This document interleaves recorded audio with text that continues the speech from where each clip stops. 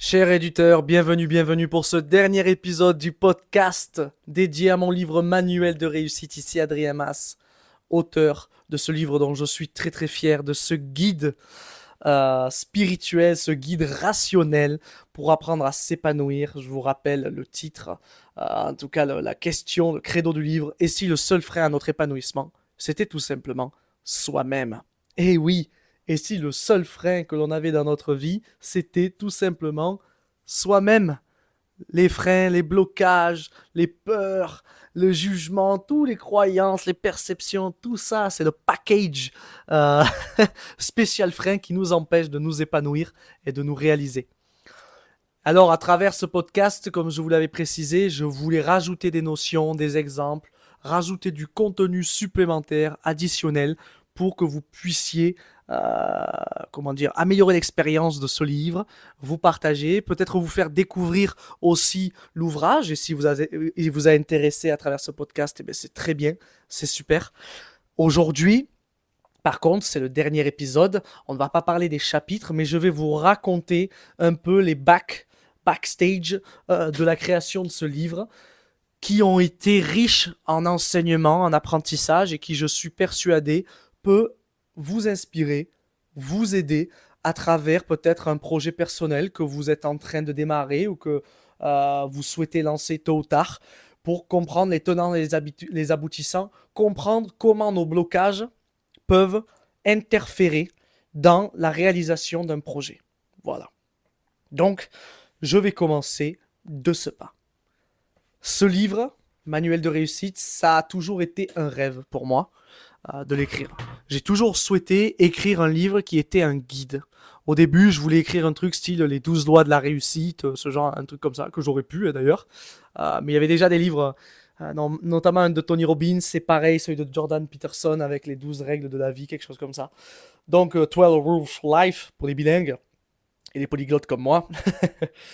Donc, quand le livre, l'idée a submergé dans ma tête, je me suis dit, bon, ça c'est sûr, tôt ou tard, je vais arriver à le faire, je le ferai, c'est un rêve, je vais le faire. C'était vraiment quelque chose pour moi, c'était l'Everest, quoi. C'était le truc, le Graal. À un moment donné, il a commencé à émerger, pas submerger, je me rappelle que j'ai dit ça il y a tout à l'heure, non, à émerger dans ma tête, et je me suis dit, bon, on va commencer à noter des notions. Ça a commencé comme ça, le projet. Je me suis dit, je vais commencer à noter des notions, et on va commencer à réfléchir à comment on peut amener ça.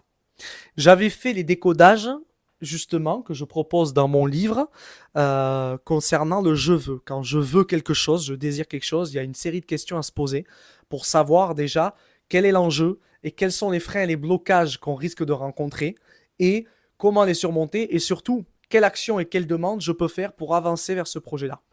Donc j'avais fait tout ça et je m'étais rendu compte qu'il y avait pas mal de petits freins, notamment le perfectionnisme qui rentrait en jeu, l'idée de faire quelque chose de nul, la peur de faire quelque chose qui ne me plaît pas, la peur de faire quelque chose qui floppe, c'est-à-dire que le livre sort et qu'il n'y a pas de retour, il n'y a rien, c'est nul, la peur de ne pas y arriver, de me décourager en pleine écriture, etc. Enfin bref, il y avait tout ça qui rentrait en jeu.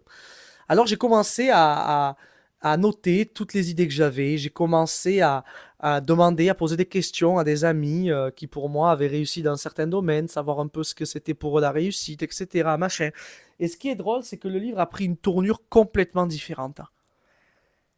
Plus j'ai commencé à avancer dessus, et plus je me suis dit, mais en fait, j'ai pas envie de faire un livre pour réussir, j'ai envie de faire un livre pour s'épanouir. Parce que je me rends compte qu'on peut réussir dans la vie, mais on peut ne pas être épanoui dans sa vie. Et on peut être épanoui dans sa vie, mais on ne peut ne rien réussir. Et je me suis dit, ok, bon, vous voyez, ce genre de phrase là qui retourne un peu le cerveau. Donc je me suis dit, ok, on part sur ça, super. Mais moi, dans ma tête, j'avais quand même ce truc de si je réussis ma vie, je m'épanouis dans celle-ci. Et si je m'épanouis dans ma vie, ben je réussis celle-ci en fait. C'était ça le truc. Et pourtant, il y avait des gens qui ont réussi dans leur vie et qui sont épanouis, sont heureux, sans forcément avoir réussi grand-chose. Et inversement, tu as des gens qui réussissent tout et qui sont complètement malheureux.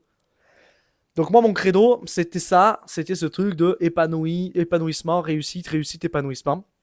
Et plus ça avançait, plus le livre a pris une autre forme. Jusqu'au moment où, en fait, il a fallu se lancer.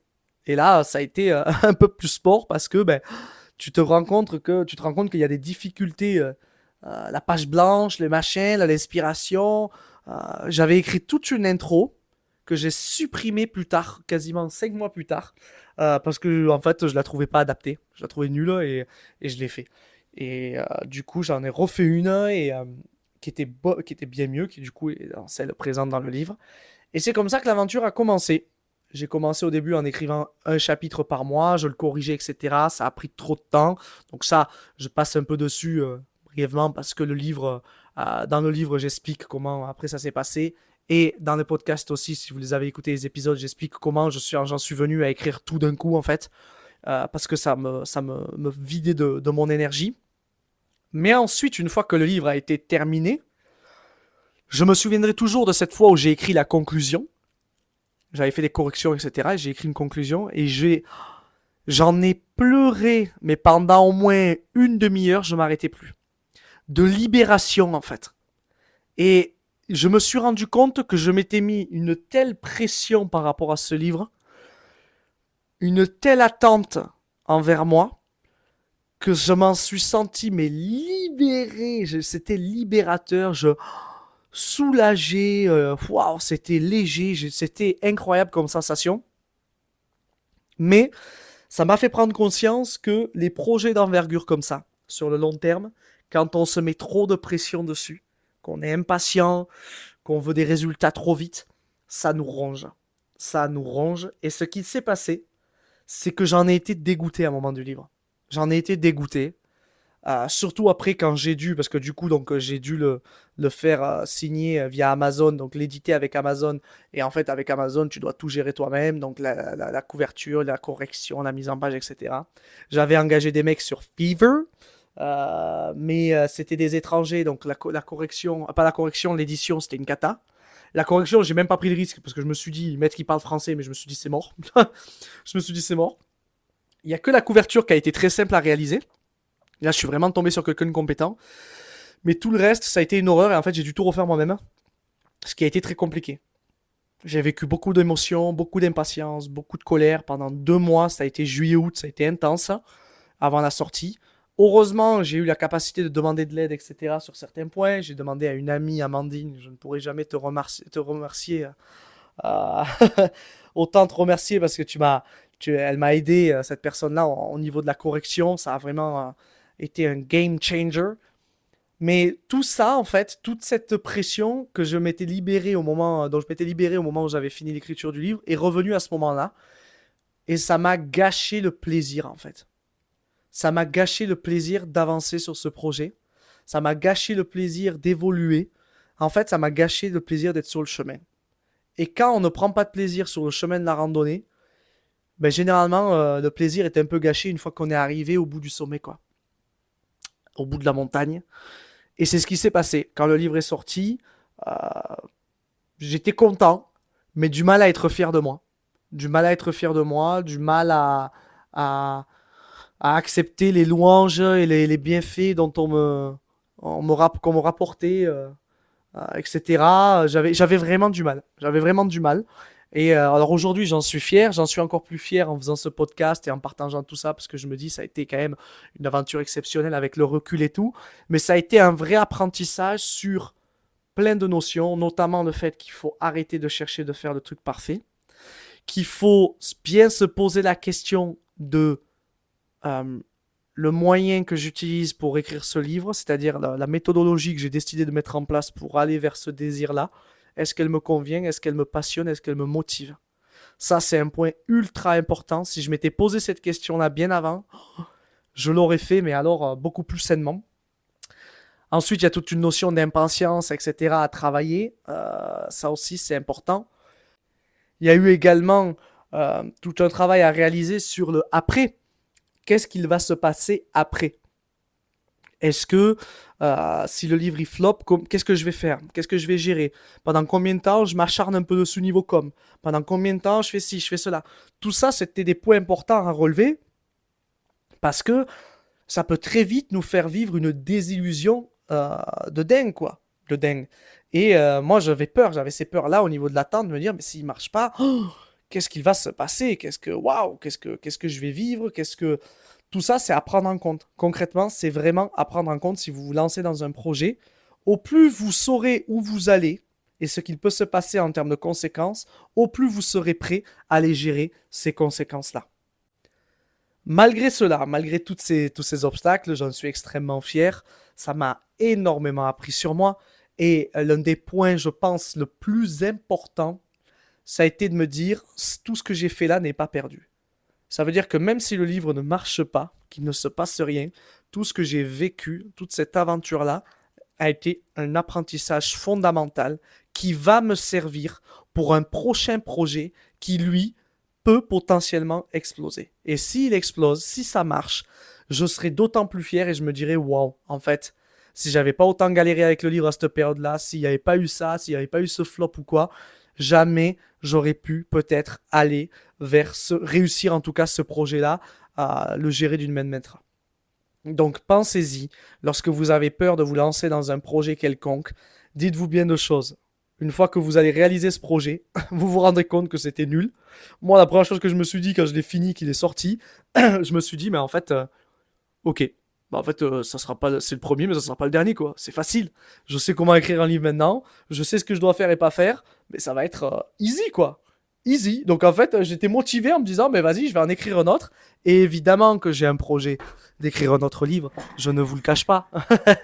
J'en ai justement, ça sera la suite du futur projet que je veux mettre en place. Et il y aura évidemment un livre qui va accompagner ça parce que je trouve que c'est un excellent moyen de com. Je trouve que c'est un excellent moyen d'approfondir des notions, de les transmettre euh, au-delà de tout ce qu'on peut voir aujourd'hui en termes de vidéos réelles, etc.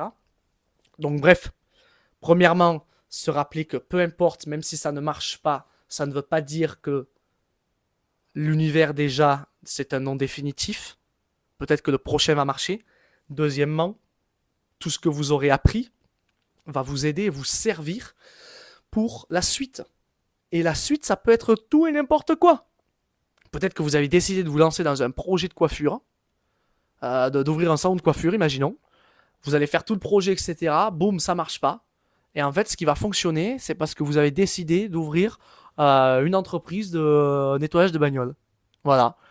Et cette entreprise de nettoyage de bagnole, qui n'a absolument rien à voir avec votre salon de coiffure, eh bien, vous avez pu la gérer correctement parce que vous avez appris de votre précédente aventure. Et c'est comme ça que ça marche pour absolument tout. Les relations, il faut arriver à tirer des leçons positives de ce qui a pu se passer et rester confiant dans l'idée que même si j'ai peur de passer à l'action parce que j'ai peur de me rater, j'ai peur de me louper, je passe quand même à l'action parce que ce que je vais vivre et apprendre va énormément m'apporter. Donc ça, c'est le premier point à prendre en compte. Et le deuxième point qui a été crucial et important dans l'apprentissage et l'aventure concernant Manuel de réussite, c'est qu'il faut arriver à prendre du plaisir sur le chemin. C'est vraiment, je pense, le truc numéro 1. C'est vraiment, enfin, voilà, les deux points que j'ai pu sortir, ça a été ça. Ça a été vraiment, si j'avais deux notions à retenir, c'est ça. La première que je vous ai citée là. Et la deuxième, où il faut prendre du plaisir sur le chemin. Parce que si on ne le fait pas, si on ne prend pas de plaisir, ça va être très, très, très, très long et ça va finir par vous dégoûter. Il faut trouver le moyen de prendre du plaisir, de kiffer, d'être motivé, enthousiasme. Ça peut être par de la visualisation, ça peut être par du soutien, demander du soutien vis-à-vis des proches. Ça peut être s'imaginer ce que l'on va y gagner, s'imaginer ce que l'on va apprendre, se concentrer sur ce que l'on va sentir, la fierté d'avoir fini ce livre, etc. Ça peut être de multiples manières de se motiver. Mais c'est vraiment le point crucial concernant n'importe quel projet. Parce que sinon, on avance à reculons, on avance avec des poids de 10 kilos à chaque cheville. C'est extrêmement pénible. Voilà.